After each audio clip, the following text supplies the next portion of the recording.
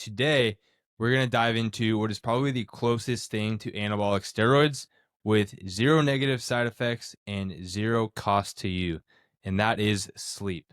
That's right. This episode is all about the superhuman sleep blueprint, as we like to call it here at the Lean and Lethal Project. And let's be real, if you're not sleeping well, you are leaving performance, productivity, and potential on the table. So, whether you're somebody who struggles to fall asleep, stay asleep, you wake up not feeling refreshed, you have low energy, low testosterone, or you just want to become unstoppable at life, then this episode is for you. So, we're going to break down some of the science behind sleep, why it's so important, and give you an actionable roadmap or blueprint to help you create a sleep routine that supercharges your life. With that being said, let's get into it. All right, so like I said, we're going to start off with importance. Why is sleep so important now? Sleep should be your number one priority, regardless of whether your goal is to put on muscle, lose body fat, increase strength, increase endurance performance. You're training for Ironman, you're training to go chase elk through the mountains, or you just want to be as mentally alert as possible to be able to run your business or come home at night and play with your kids after a long day. Sleep is crucial for every single one of these, and a lack of sleep can lead to a ton of negative effects. Run through a short list here: high blood pressure, heart disease, low stress tolerance, tiredness, forgetfulness, weakened immune system, depression, anxiety, migraines, weight gain, impaired memory, diabetes, muscle atrophy, and a whole lot more. So I'm guessing not a single one of you is looking to have any of those symptoms or diseases or negative effects. So we need to make sure we are taking care of our sleep before anything else. Now, our body has two main sleep controls sort of built in. We have our circadian rhythm and our sleep drive. Our circadian rhythm is essentially our biological clock in the brain. And while this doesn't 100% align with the 24-hour clock that we all live by, it's actually regulated by light exposure. So, as you can imagine, before we had all this fancy artificial light everywhere, people would wake up and go to bed when the sun set and when the sun rose. Now that we have all this artificial light, that plays a role in our natural circadian rhythm. But we'll get to a few things here in a minute on how we can kind of control that and optimize that. Next is our body's sleep drive. So your body craves sleep similar to how your body craves food with hunger. So our sleep drive is similar to our hunger, where as the day goes on, you build up a desire for sleep, or your desire for sleep builds. And when you hit a certain point, you need to sleep. Now, if we're taking naps and whatnot throughout the day, that is essentially resetting our body's sleep drive. So it can actually make it harder to go to bed at night if you are continuously taking too long of naps throughout the day. That is kind of where you hear the term of a power nap too, where those quicker, shorter, kind of 15 to 20-minute naps are the most effective versus taking an hour-long nap, because you'll still be able to go to bed at night and get good quality and quantity of sleep, versus if we're taking an hour or two naps during the day, that's going to kind of reset your body's sleep drive and make it a lot harder to go to bed at night. Now we're going to jump into kind of how our circadian rhythm works here on more of a hormonal basis throughout the day. So, and this is more generalized, so obviously everybody is a little bit different here, but running through the kind of timeline throughout the day, starting around 6 a.m., your cortisol, which is your body's stress hormone, and your VIP levels will rise. Your heart rate increases, more blood flow and nutrients increase. You get more nutrients to your muscles, your brain, and your organs with that increased blood flow, and your ghrelin starts to rise, which is your hunger hormone. Then we go throughout our entire day.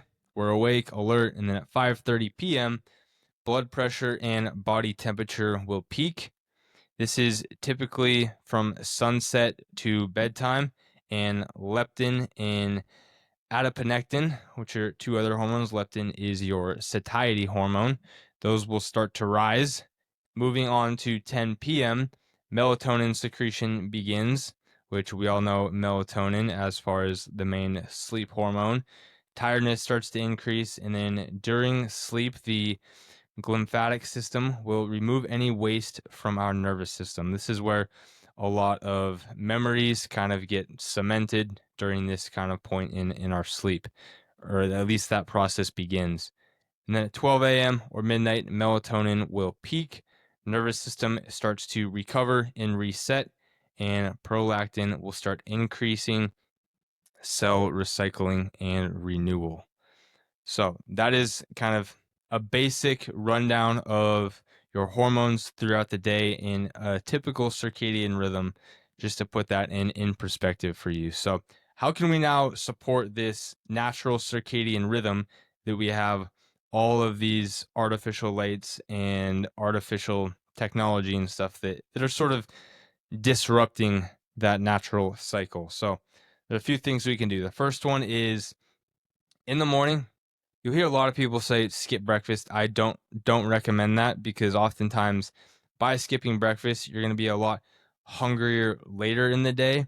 And two, the reason some people will say, well, they feel better is because they're eating super high carb, high sugary breakfasts that then lead them to an energy crash kind of mid-morning. I mean, you look at your typical breakfast with muffin, sugary coffee, energy drinks, sugary juice, toast, bread. It's all carbs and sugar for the most part. But if we can have a high protein, high fat breakfast, that is going to be far more beneficial. So eating within 2 hours of waking at relatively the same time each day and having primarily protein will support a proper hormone cycle and reduce those afternoon cravings that we get. The second thing we can do to support this natural circadian rhythm is get sun on those photoreceptor cells in the eyes and the skin to trigger that waking activity and regulate your circadian rhythm. So you hear a lot of kind of fitness people, or mainly coming from Andrew Huberman, if you've ever listened to the Huberman Lab podcast, always talks about getting sunlight in your eyes in the morning. A lot of people kind of make jokes at that, but there is 100% a reasoning to doing that. Is getting that light on those photoreceptor cells in your eyes will start to trigger that awakening process in the body. This also maximizes cortisol's effect on the body and enhances your daily energy, as well as it will actually help with nightly sleep and suppress melatonin in the morning, which is responsible for making you tired. A lot of times people wake up right away and they start chugging coffee or some sort of caffeine. And what caffeine does is actually blocks those receptors where we have neurons that bind to them and sort of signal to your body that you're tired. And there's still a lot of those present in the morning. So we're blocking those receptors, all of the, let's just call them for simple terms, all those kind of tired signals are bouncing up and kind of hanging out there because they're still being produced. That caffeine wears off later in the day, and then all of those tired receptors or signals hit, and you kind of get that afternoon crash. Versus if we wait a little bit, 60 to 90 minutes, to start consuming some caffeine, wait till that melatonin is suppressed in the morning and our body is fully awake, then we won't have as big of a crash in the afternoon or late morning. Now, in the evening, you want to try to finish your workout at least 4 hours before bed. We don't want to be doing anything too vigorous in that 4 hour period before bed. We want to start to wind down. Finish eating 3 hours prior to bed. Go on a short walk after dinner. This will help jumpstart digestion and lead to a smaller spike in your blood glucose. The reason we don't want to eat right before bed is because when we eat, our body naturally increases its temperature as it is digesting, absorbing, and storing that food. And to go to bed and to fall asleep and get into those deeper sleep stages, deep in REM sleep, our body's temperature actually needs to decrease. So these two kind of activities are a little counterproductive. So finish eating 3 hours prior to bed. The last one, limit blue light or bright light exposure at night. So that blue light that you often hear about, the people have those funny orange sunglasses these days that they wear at night, called blue light blockers. That blue light will inhibit the production of melatonin. The exact reason why in the morning, why it's good to go get some sunlight in your eyes, that is the same reason why at night we don't want to continuously have screens, blue light, bright lights in our eyes, because that's going to signal to our body that it is still daylight outside and still daytime, and that we should not start that production of melatonin and get ready for bed yet. Another thing, huge thing that we should do is having regular meal times each day. We talked about that with breakfast, but having all of your larger meals relatively at the same time each day, that is going to support that kind of natural circadian rhythm and your hungers and cravings throughout the day as well, and get your body on that natural cycle so that when you have all this dialed in, you should fall asleep within a few minutes every day at night, and you should be able to wake up without an alarm too once you kind of get in this good rhythm with things. Now, let's talk about what actually happens when we sleep on a more hormonal basis. So sleep is crucial to the regulation of many hormones that affect a variety of different processes in our body. And your sleep and stress response share the exact same pathway in the body. So, not getting good sleep is essentially the same thing as putting your body through any other type of stress in over long periods of time. That is going to add up and have a negative toll on your body. So the first hormones we're going to talk about are leptin and ghrelin. These are your two hunger hormones. Ghrelin is an appetite stimulant, and leptin tells your brain when you've had enough to eat. So a lack of sleep is typically going to increase the production of ghrelin, making you more hungry, and it will decrease the production of leptin, which is going to lead to you overeating, making poor decisions around food. That's going to make it hard for you to stay in a deficit if your goal is fat loss. So, boom, right there. There's one reason why getting good sleep is crucial to losing body fat. But all of these essentially have a role on body fat or muscle gain or whatever it is when we break it down. The next one is cortisol, your body's stress hormone. A lack of sleep will cause increased cortisol levels, and cortisol slows insulin production so that blood sugar won't be stored and is ready for immediate use. Now, you hear cortisol a lot, and we'll talk here in a minute about what a normal cortisol curve is. But long-term or chronic elevated cortisol levels is what is bad. Cortisol isn't bad in general. We need cortisol in order to survive. If we didn't have cortisol, we would probably all die. Gives us that kind of fight or flight response, helps our body be able to use energy and blood sugar fast and efficiently. But we do not want this chronically elevated, and we don't want it elevated at night before we go to bed. The next one is growth hormone. Growth hormone is essential for tissue and organ repair, and it's primarily produced during sleep. So if we're not getting good sleep, we're never getting into those deeper stages of sleep, our growth hormone production is going to lack. Melatonin, this is probably the most common thing that people know when they are talking about sleep. This hormone regulates the sleep cycle, and it is produced in response to darkness and is essential for maintaining normal sleep patterns. So just like we've been talking about with the exposure to light, that is what triggers the production of melatonin. So when it's completely pitch black, like we'll talk about here in a minute with environment, that triggers the production of melatonin. When you're exposed to bright lights, sunlight, screens, that will essentially eliminate the production of melatonin. The last hormone that we will mention here is insulin. So if cortisol levels remain elevated for extended periods of time, then your body can actually remain in an insulin resistant state, making you more susceptible to weight gain, chronic fatigue, and diabetes. Now, I often hear a lot of people exaggerate the effects of insulin a lot more than it needs to be. And I guarantee you 97% of you don't have a problem with insulin. And some of you, it can be simple nutritional, and adding some exercise and movement in through your day can fix it if you do have some sort of issues. But a lot of people use insulin and insulin resistance and things like that as an excuse, when it's simply you're just not being consistent with your diet when it comes to fat loss. You're not giving it enough time. You aren't actually in a calorie deficit. That is a huge one.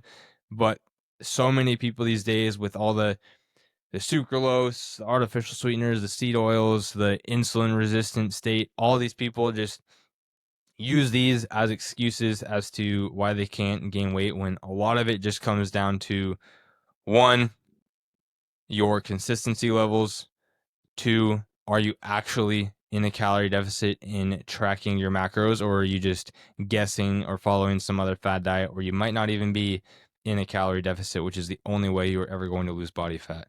But that's besides the point. Today we're going to focus on sleep. I'm not going to go off on that tangent. So let's talk about what this natural cortisol curve should look like. So I got a graph here pulled up that I am looking at. And obviously we all have different kind of times a day that we wake and we sleep. But for this example, we're going to say that this person wakes up at 6 a.m. and they are going to bed around 11 p.m. So we wake up at 6 p.m. and here on the graph, the peak for the cortisol curve is at 7 a.m. Excuse me, I said 6 p.m. So they wake up at 6 a.m. The peak is at 7 p.m. and then it slightly goes down throughout the day pretty steadily. And then here around noon, we see a little bit of a plateau and then even a little bit of a spike. And then it continues trending down, another little kind of plateau or bump around 5 p.m. And then it continues trending down. So little events throughout the day, like a workout, for instance, is going to cause that your cortisol to spike a little bit, or other stressful events.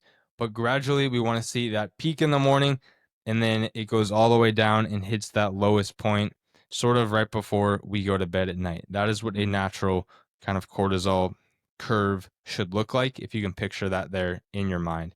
But there's nothing wrong with having little peaks throughout the day, as long as it's not staying elevated and remaining in that elevated state continuously for days on end. Now, a natural melatonin curve, obviously we talked about this, is the result of light exposure. So over a 24-hour period here, you can see that melatonin is very low throughout the entire day, pretty much close to zero. And then once darkness sets in, that is here on the graph, that's around 11 p.m. But if you're exposed to bright lights and things, that can definitely delay that. Once darkness sets in, melatonin rapidly rises and then hits that peak about an hour or two after the darkness has set in, and then it rapidly kind of declines after that mid sleep cycle, and then hits that low right in the morning as you get out and see some daylight. So that is a general depiction of what your melatonin curve will look like. But once again, it's all dictated by light exposure. So now let's talk about what are some actionable things that we can start implementing to make sure that we are optimizing our sleep. The first thing is setting up your environment for optimal sleep. Now, what is this going to look like exactly? We got 4 kind of categories that we can throw in here. So the first one is your temperature of your bedroom. I mentioned before that we don't want to eat right before bed because our body needs to decrease its core temperature in order to get into those deeper sleep cycles.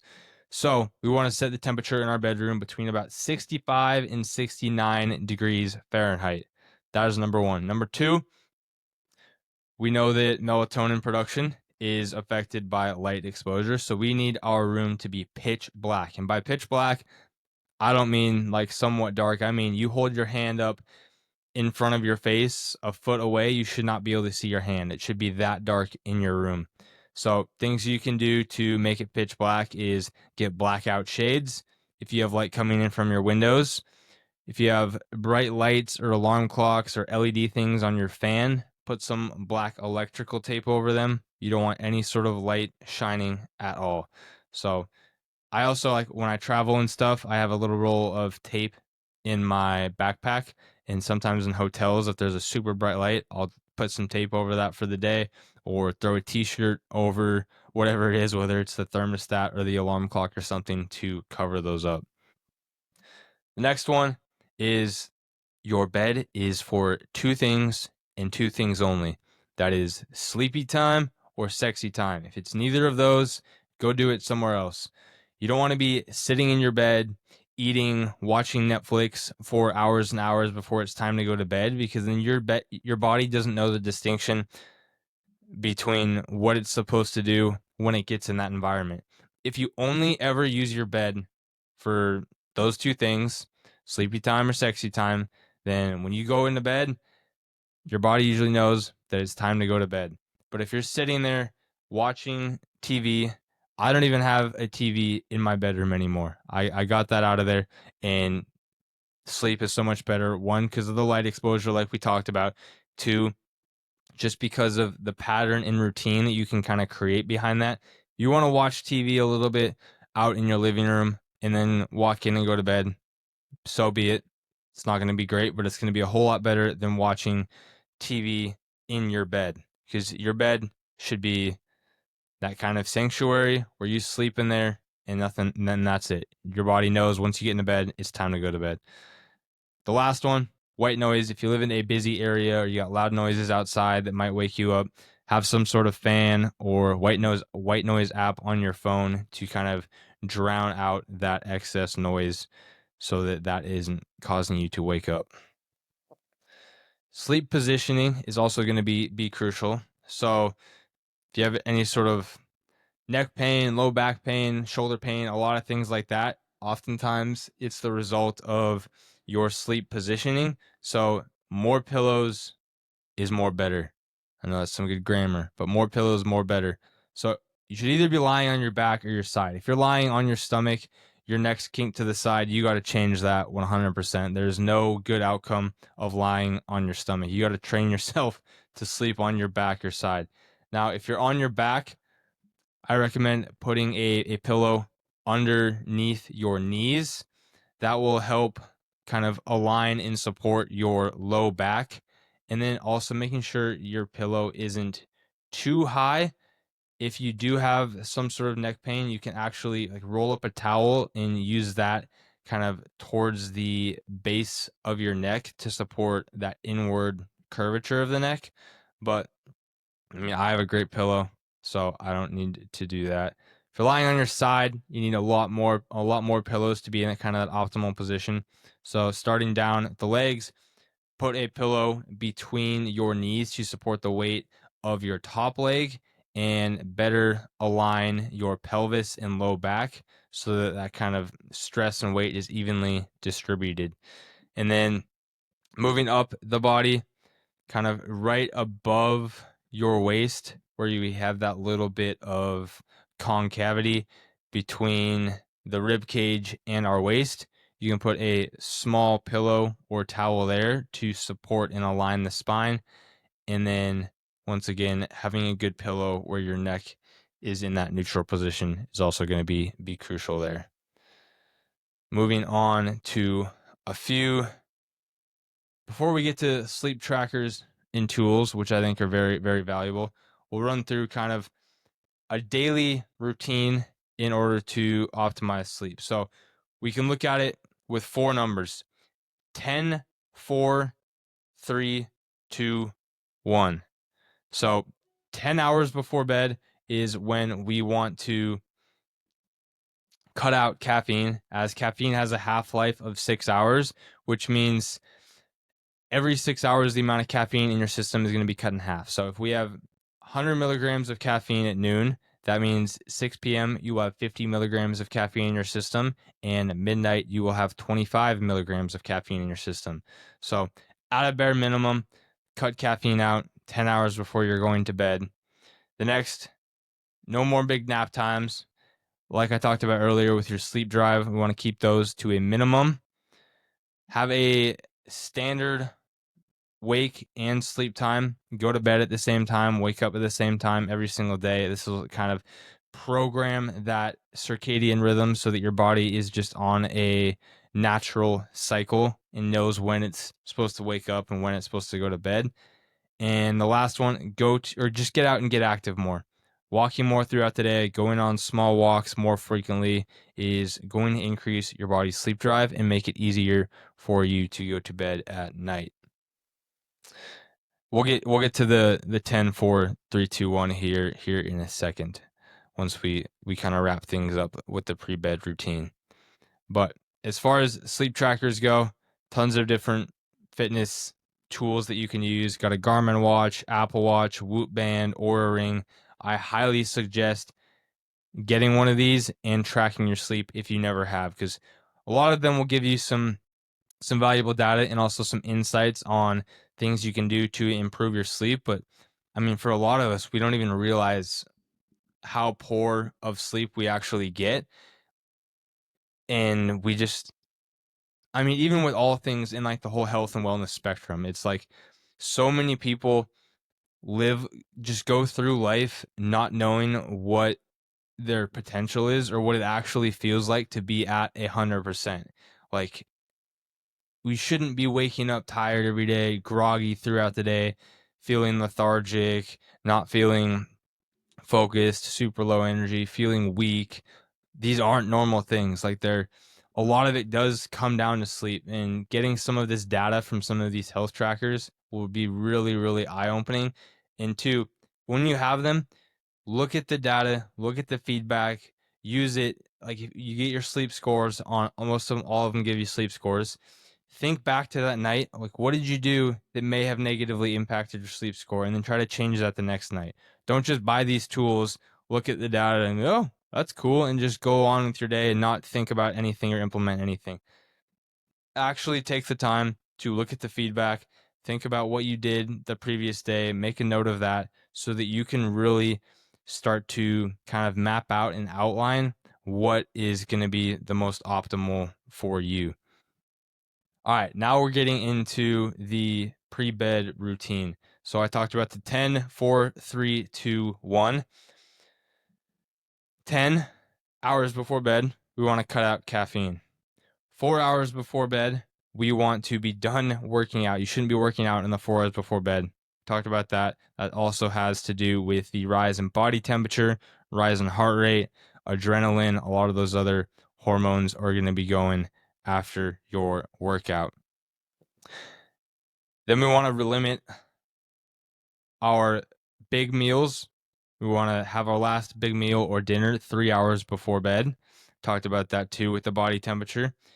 2 hours before bed, we want to cut out screens as that light is going to inhibit the secretion of melatonin. Limit that light exposure. Dim your lights in your house if you can. Some people I see have like the color changing light bulbs. I only have the one in my bedroom on the lamp that you can set to red. But I've seen some people go full on with this and change all the light bulbs in their house to red once the sunlight goes down, which is pretty cool in my opinion, but also a little bit extreme. And also, there's a setting on your phone. I'll have to make a video about it and post it on maybe my Instagram or something. That you can make it so you triple click the side button on an iPhone, and it basically turns your screen and all the lights to red, which helps if there's something you need to be doing on your phone. That will help limit some of that blue light, and also just makes your phone a lot less appealing so that you have less of a desire to be on it late at night. Another thing we can do is, as far as getting the body temperature down, is taking a hot shower right before bed. Now you might think, why would I take a hot shower if I'm trying to get my body temperature down? Why wouldn't I take an ice bath or a cold shower? If you take a hot shower, then your body is naturally going to want to cool itself down, and it's going to give off that heat to do so. If you take an ice bath or a cold shower, then your body's going to try to heat itself up and overcompensate. So we want our body to start cooling itself off, not heating itself up. If you're somebody who your brain is constantly running as you're trying to wind down and go to bed, I highly suggest doing, we call it brain dump. Just get a notepad, piece of paper, write down everything in your mind. Don't try to organize it all. Just get it all out on a piece of paper in zero organized fashion, and then you can revisit that the next morning, organize it, see what was there. But just dumping everything out on a piece of paper will 100% calm your mind if you're somebody who has that issue at night. And then, like we said, the perfect position with pillows. So make sure you're getting your body in the right position. Now, a few tools that you can use to help optimize your sleep. First off, limiting the light exposure. We talked about red light bulbs. You can get those funny orange glasses to wear at night once the sun goes down to help limit some of that blue light. And then once you're in bed, if you don't have access to blackout shades, all that stuff, there's lights that you can't control. I highly suggest getting an eye mask. And granted, I was against them at first too, because most of them are just crappy little pieces of cloth that you put over your eyes and are very uncomfortable. But there's a lot of them out there nowadays that actually have these sort of memory foam cups that go around your eyes, so it seals better, it locks out the light, and then you can actually open your eyes with it still on and blink and not have fabric kind of pushing on your eyes.